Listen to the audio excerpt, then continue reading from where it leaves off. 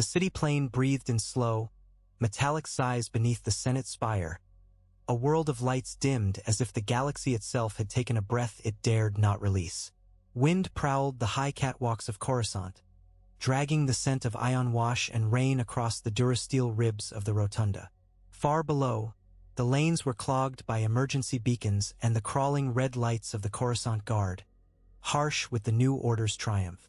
In the belly of the Senate, past the antechambers where murals of liberty raised their hands to an absent dawn, a small figure paused in a corridor designed to diminish small figures. Yoda stilled on the threshold of a guardroom. Within was the cold clink of magnetics releasing as two blue-plumed Senate guards rose from benches, their electropikes hissing alive, a pale coronet of static limbing the prongs. Their masks were blank, their tabards immaculate, their boots lined precisely with the seam of the tiles. The city murmured through the walls. The Force murmured louder. "Identify yourself," the younger guard said, though his voice held a wariness that suggested he had already done so. The ancient eyes, the bent ears, the walking stick that had steadied him since before the Republic learned to name itself. These were not easy to mistake. The other tightened his grip. He was older, cheek broadened by scar tissue, the measured stance of long service in his ankles. "Stand down," he told his partner softly, not because he meant it but because the old man's serenity was a problem to be solved, and one solved best without the clatter of an alarm. Yoda leaned on his Jimmer stick and studied them the way he might study a pair of stepping stones in a river, set to stand against a current they could not measure. Further along this corridor, a turbolift led to a black office where lightning would soon curl around a figure in a hood. The thought of that cold lightning touched his mind like winter across a pond. He had come hours ago to wade into it, but beneath the iron taste of conflict, another current moved, elusive, alive, and strangely hopeful. He had caught it coming down the Senate Avenue, the sense of men and women who had chained their lives to procedure as a kind of prayer, whose pikes were both emblems and crutches. They were taught to see threats everywhere but not to feel, taught to hear orders but not the undertones of breath in a room. The Republic had made them. Palpatine had inherited them. Neither had told them what to do when the man and the law diverged. "Listen," came the whisper, as soft as a thought one is sure no one else could have ever had. "Old friend, the living force bends where you do not expect." "Qui-Gon," Yoda said into the air, and both guards flinched at the sound of a name that belonged to another century of mistakes. The young one stepped in. Yoda didn't move, only lifted his hand as if to gather rain. The pike slid aside, guided by an invisible patience, and the young man found his momentum ruined as if he had tripped on certainty itself. The old guard pivoted, precise, offering the point of his pike. Yoda breathed in and walked forward. The pike's prongs were a blue crescent at his throat, but the old man's hand was steady and empty, and the guard's breath went shallow of its own accord. "There is no time," Yoda said. "For fighting, little time remains. For choice, still time there is." "What choice?" the older guard asked, carefully, like a man testing a rope over a chasm. "To guard," Yoda said. "What you swore to guard." The younger guard had recovered, anger brightening the edges of his fear. "We are sworn to the Supreme Chancellor. You will come quietly." "Sworn to the Senate were you?" Yoda said, letting his eyes roam to the carved friezes high on the wall. The birth of charters, the lifting of hands, the stylized faces of nameless citizens. To the people who trusted it. To chords deeper than any man's voice. "Don't," the older murmured to his partner, hearing something besides madness in the old man's tone. He had stood in this room when the emergency powers were voted. He had stood here when the war powers were granted, when star systems burned behind the numbers on the charts. He had stood here when it was no longer obvious what standing meant.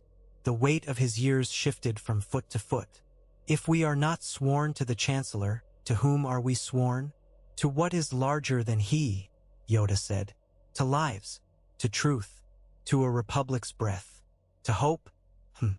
He smiled then, and the lines around his mouth were kind, but there was something harder beneath, like the thin edge of a blade under velvet. Guardians, you are called. Be one. The young guard shook his head.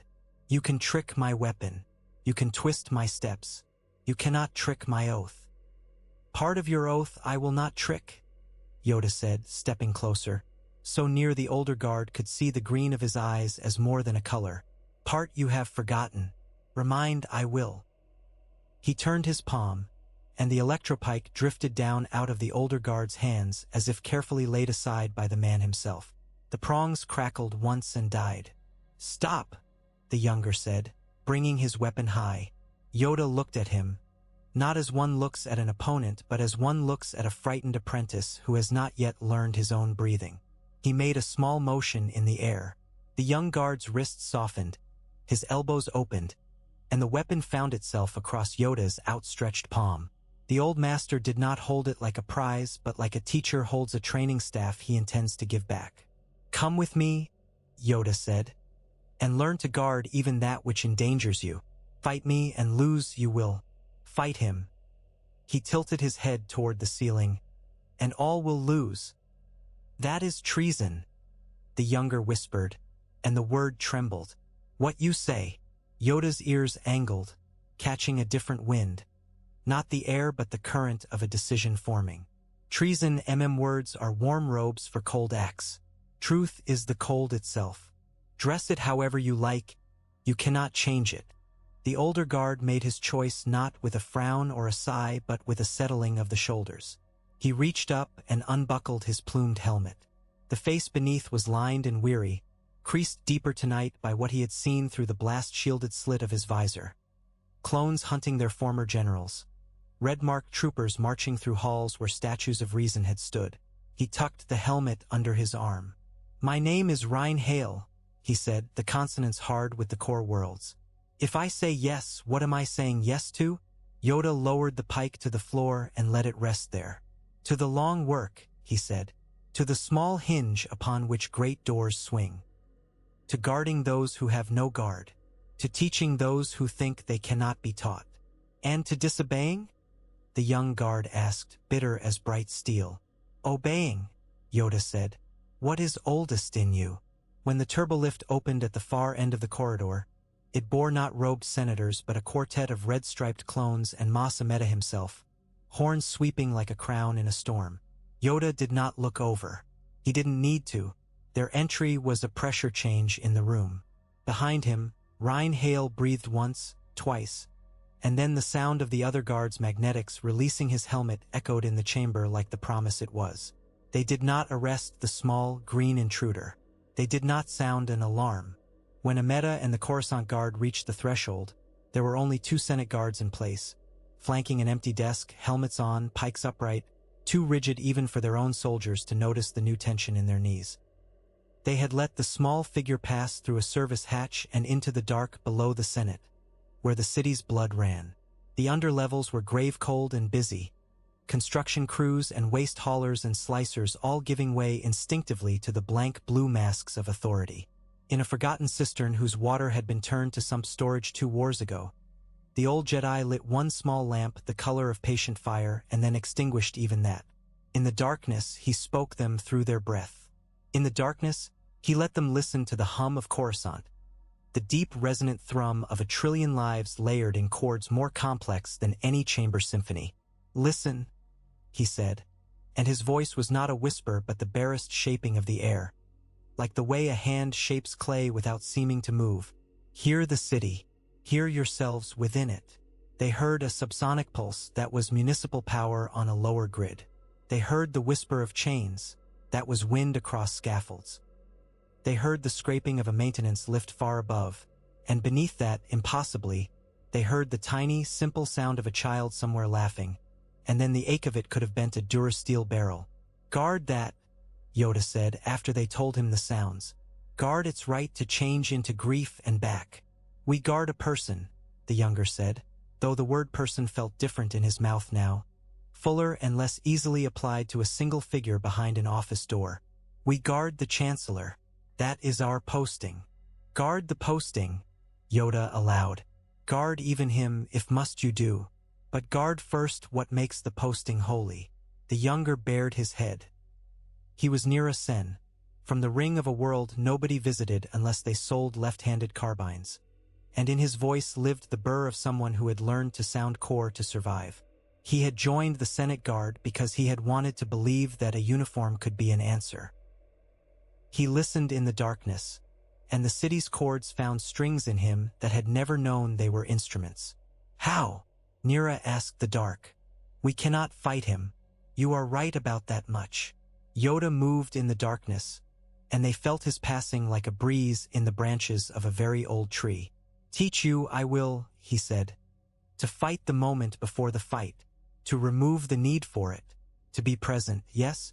Not as an obstacle but as an inevitability. The guard a man cannot order away is his own conscience. Be that, for those who still have one." He showed them stances that were not about striking but about occupying space with such intention that violence had to curve around it. He altered their grips on the electropikes, turned the haft so the wrist freed the shoulder, so their first motion was always an invitation to step back, not forward. He taught them to read footfalls and to hear the micro-hesitations in a lie.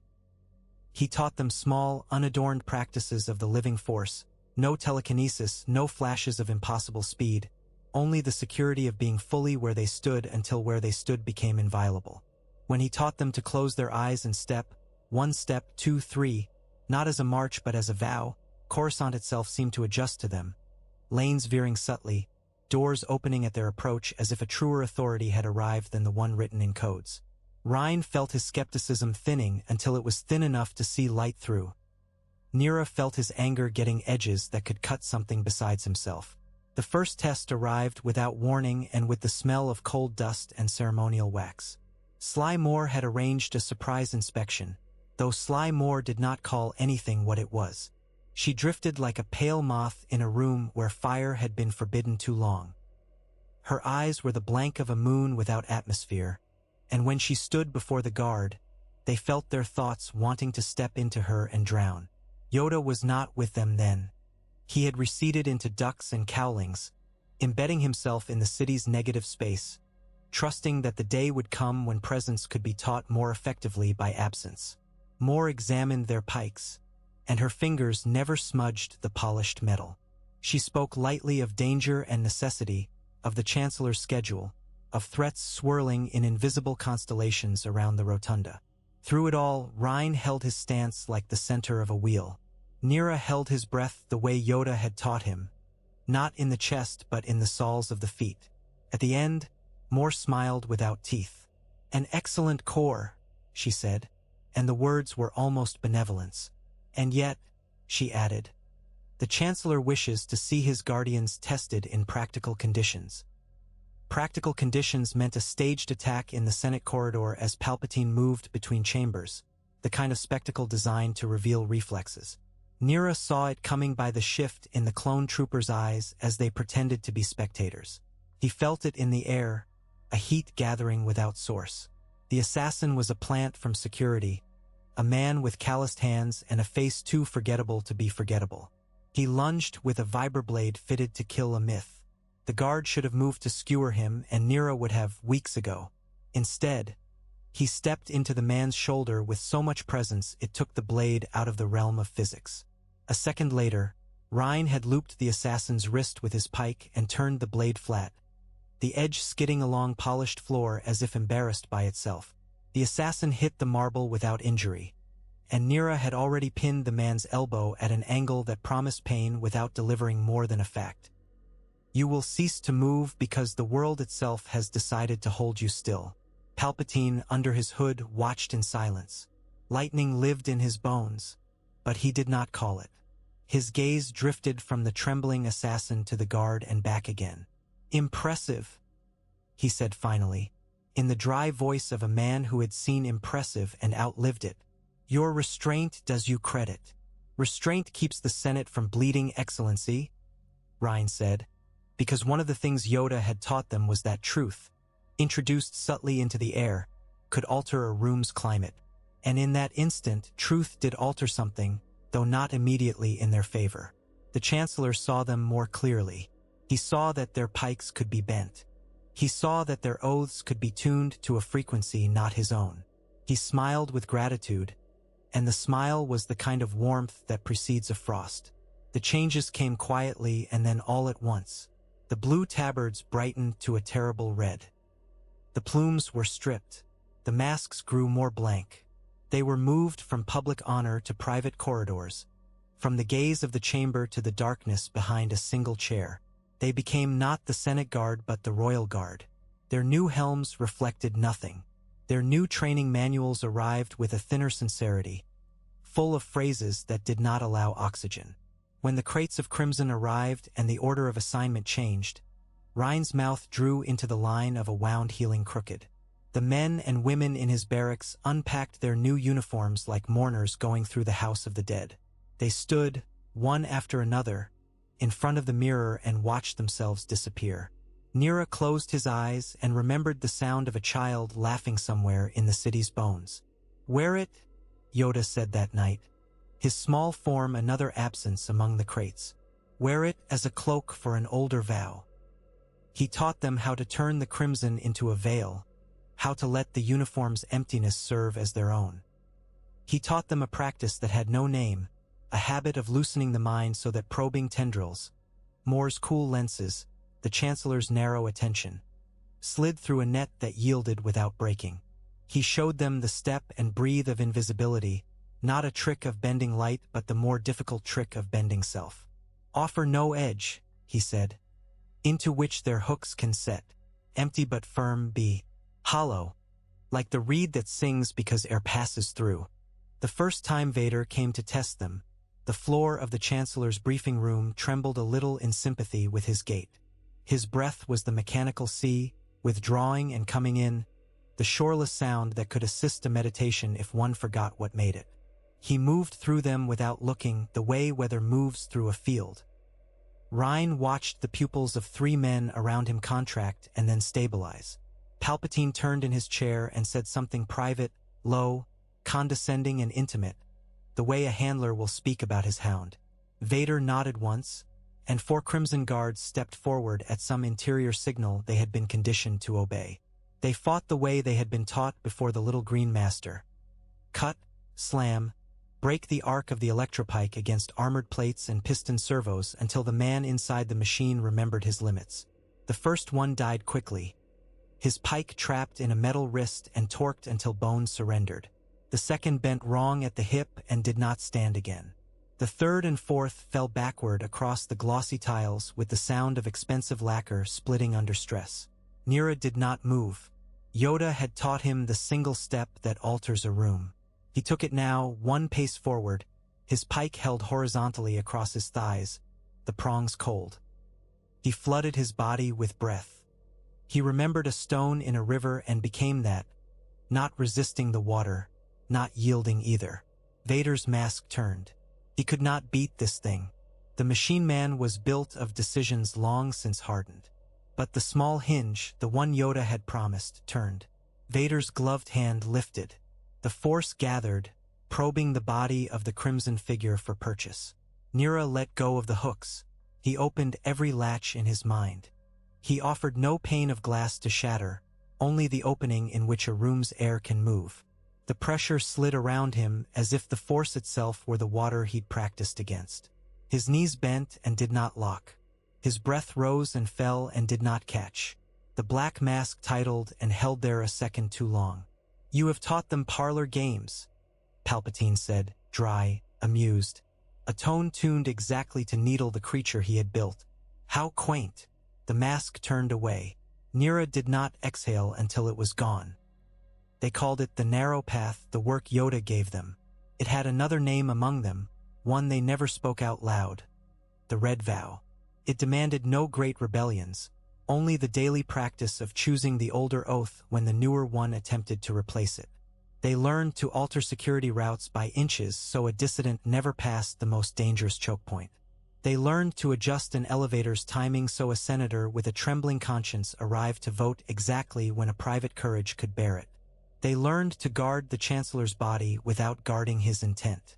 Sometimes it meant protecting him from blades drawn by men whose grief was justified but whose aim would have missed the target Yoda had taught them to see. Sometimes it meant accepting the disgusted glance of a senatorial aide, who did not understand why the Crimson Masks had interceded on behalf of a tyrant, only to discover, days later, that the same Crimson Mask had been the shadow standing between that aid and an unmarked detention transport. It was a confusing trade, and they learned to live inside confusion as a condition of the vow. They learned to speak to Bail Organa without seeming to speak to him at all. Rhine and Bail would pass in a corridor and remark on the temperature, their words idle, their eyes a fraction more focused than the banality demanded, and somehow a route would be safer that day, a document less endangered than it might have been. Mon Mothma never thanked a Crimson Guard in her life, and yet once, walking into a vote that would gut a planet's right to Brea, its own heir, she felt a presence settle at her back like an invisible standard. She made the speech anyway. She lost by fewer than she should have. Sometimes the fewer were everything. On a night when rain wrote its own arguments across the Senate glass, Nira escorted Palpatine to the old temple. Reconstruction had turned sanctuaries into blueprints, the old stones into a commodity of contrition. Palpatine walked among the charred pillars like a man perusing an antique he had acquired on a whim and now considered tying to a new room by a clever story. In the hollow where the council chamber had been, there came a thin sound, not unlike wind through broken lattice, but too living for that. Nira recognized it before he admitted he did. A child making the sound children make when there is nothing left to do but make sound enough to be found. Palpatine did not turn. He drifted past the broken chairs, his hood low, his voice speaking softly of great crimes committed by arrogant mystics and the many sorrows that had descended on Coruscant and elsewhere because of their illusions.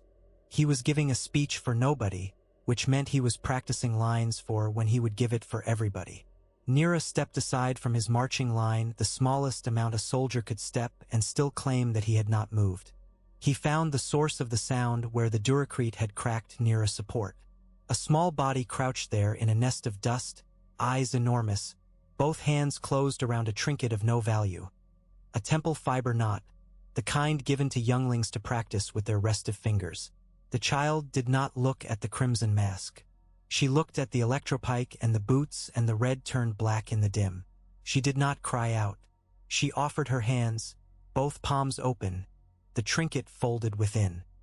The Coruscant guard behind Nira shifted a fraction, aware of a deviation. Nira did not speak.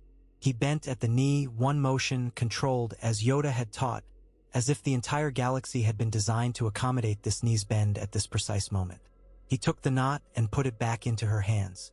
Then he swept his cloak forward as if adjusting a fold and gathered the child into its darkness, inside the geometry of tatters where the old order had been, and the new had not yet learned to look. There is a cost, Yoda had said, within the damp and the ducks, when Rhine had asked him what came when vows met the blade. The cost is always paid. Choose to spend it on lives, not on symbols. The child was smuggled out that night along with scaffolding reports nobody read and crates of shattered lenses someone had listed with legal serial numbers. She went to a kitchen on a lower terrace with a woman whose surname matched nobody. Nira took nothing from the temple except the dusty smell and the way Palpatine's breath had fogged in the cold room. Proof that monstrous men were built of water like everyone else. It did not go unnoticed forever. Moore's pale attention swept their patterns until she found one that was not a pattern yet but wanted to be.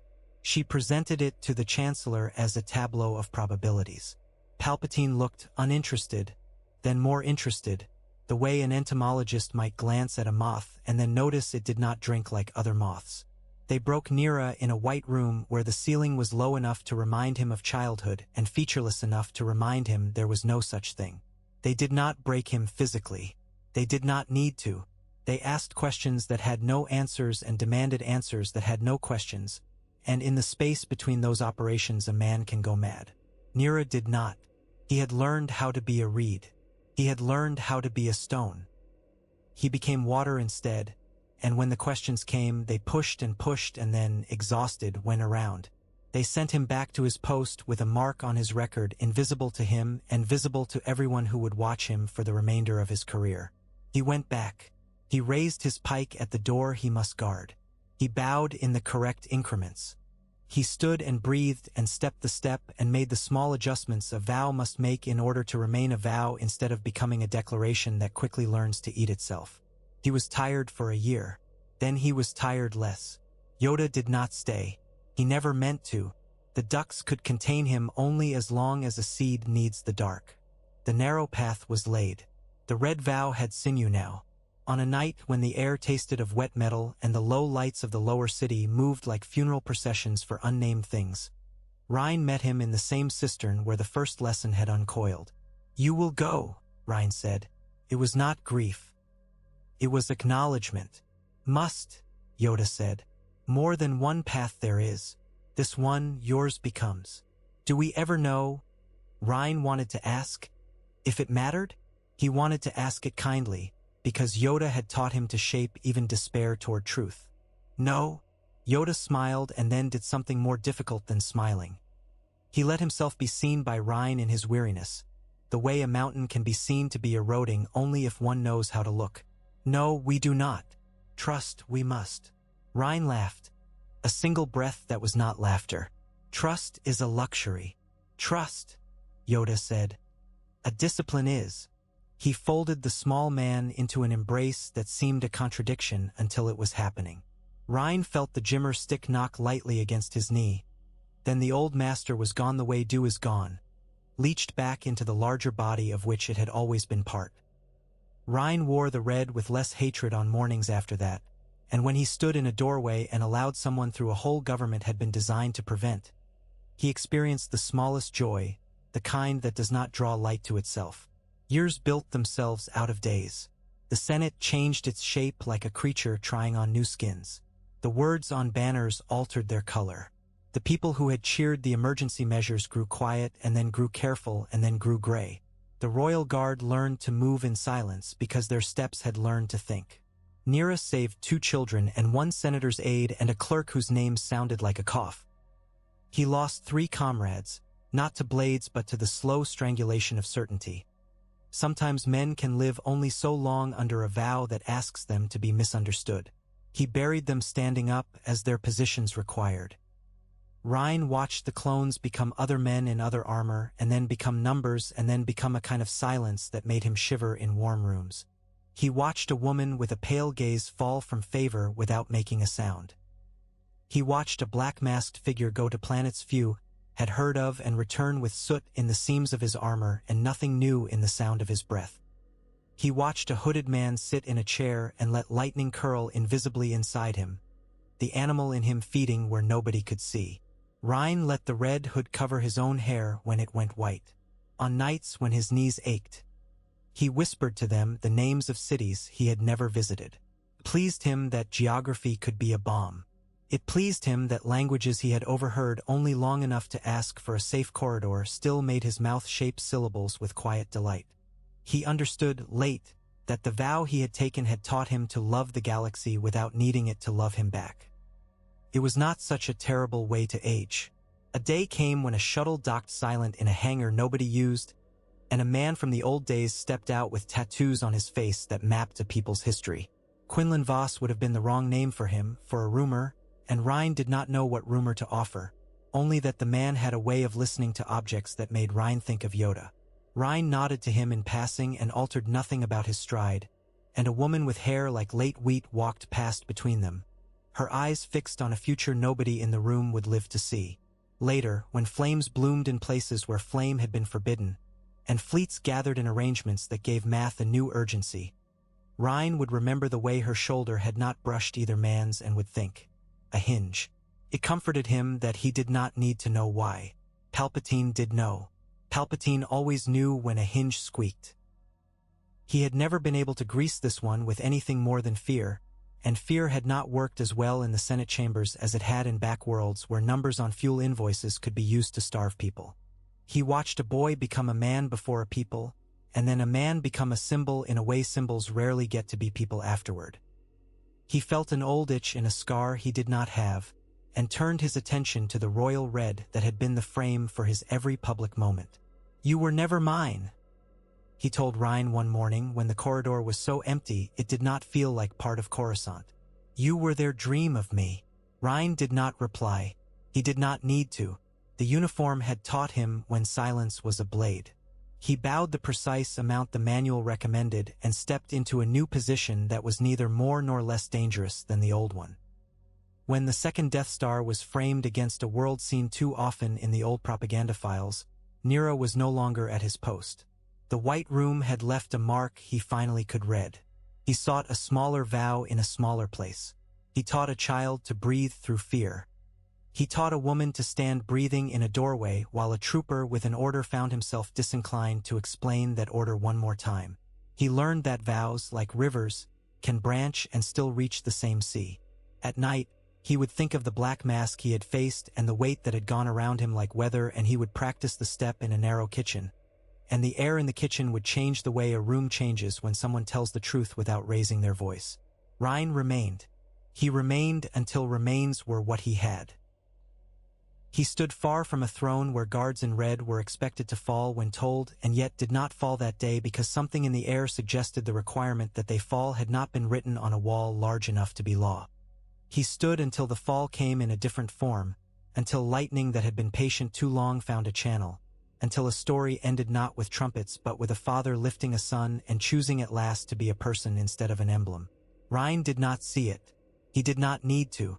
In a corridor to one side of that moment, he stepped aside for a young man carried between two stormtroopers who seemed unsure why their hands were not steady. The mask of his red helmet hit his eyes as he altered the timing of a door. The timing altered another thing.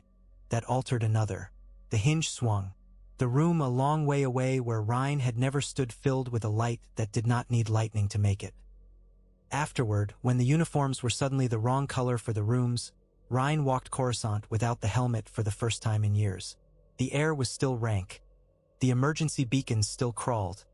The city still exhaled in metallic sighs. The speeder lanes still banked reckless over canyons of commerce.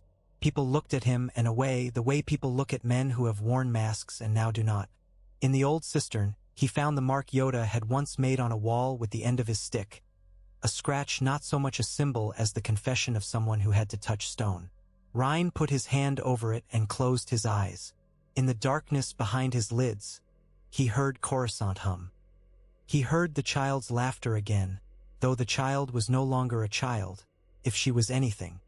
He heard the small sounds that cities make when they begin to forgive themselves, which is to say when they begin to tell themselves the truth in whispers and then out loud. He sat, knees complaining, and breathed as he had been taught to breathe, not for a chancellor and not for a senate and not even for a vow, but for the act itself, for the way breath demonstrates a body's agreement with the world each time it enters and leaves. The narrow path had been small work. It had been nearly invisible. It had been confusing and often thankless. It had been the only path that had been theirs to walk. In another place, under trees that drank heat from a swamp and returned it as forgiveness, a very old master smiled and let a very young man make terrible mistakes without taking from him the dignity of making them. Yoda thought of the red-cloaked figures in the corridors of power and did not wonder what had come of them. Wondering is a version of control. He did the harder thing. He trusted. He died. He left behind a discipline disguised as emptiness and a line that would one day be quoted too often even by those who did not understand it. Do or do not. The sentence was in the breath, not the words. On Coruscant, Ryan slept in his apartment over a garage where droids rebuilt wrecked speeders into something closer to hope. He awoke before dawn as old soldiers do. He made tea. He watched the first light paint the Senate dome gray as it decided what color to be next. He set his empty helm on the table.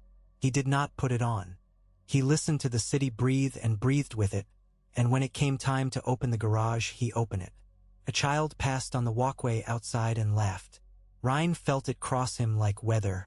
He smiled, not with his mouth only, but with the memory in his knees of the step, the breath, the pause that can change a room. He did not know it, but the alteration he had made to a door's timing years ago had altered a sequence of alarms, and that altered the way a Sith's fingers had curled, and that altered the path of lightning, and that altered a fall, and that altered a life, and that altered lives. Hinge upon hinge, the great door had swung. Training had been given. A choice had been made. The guard had guarded what they had sworn to guard, and even if the Senate had forgotten to thank them for it, The city remembered, humming their names under its breath, adding them to the chords that make a world more than a scheme for taxes. Nira came by sometimes, older now in a way that did not ask for permission. He would lean against the doorframe and talk about nothing. Ryan would hand him a cup. They would drink. They would not mention red. They would not mention vows. They would speak of parts needed for a repulsor lift array and whether the price was honest. And in this too there was the discipline, the way practice carries on after a war, choosing to protect in smaller rooms the lives whose names one knows. When a woman with hair the color of late wheat appeared on Holos years later, speaking for a new government with old words and fresh breath, Ryan stood in his garage and willfully misheard the applause in his head as rainfall. It was easier that way. He closed the doors for the night. He climbed the stairs. He put his hand on the scratch in the wall that only he remembered to look for, though the garage had not been there then and the wall was not the same wall, and for a moment Coruscant arranged its own mathematics to allow a memory to touch a present. He went to bed. Sleep took him like a competent guard. Not harsh, not indulgent, simply present and unarguable. In the last flicker of waking, he thought of a green figure in a dark room and the laughter he had heard that night inside the hollowed temple and how close the two sounds had always been. The rasp of an old voice making a vow and the music of a child making a sound to be found. And then he slept, and the city with him, and the wide, complicated thing they had guarded breathed on. Each exhale a mild astonishment that it was still there, each inhale a promise to try again.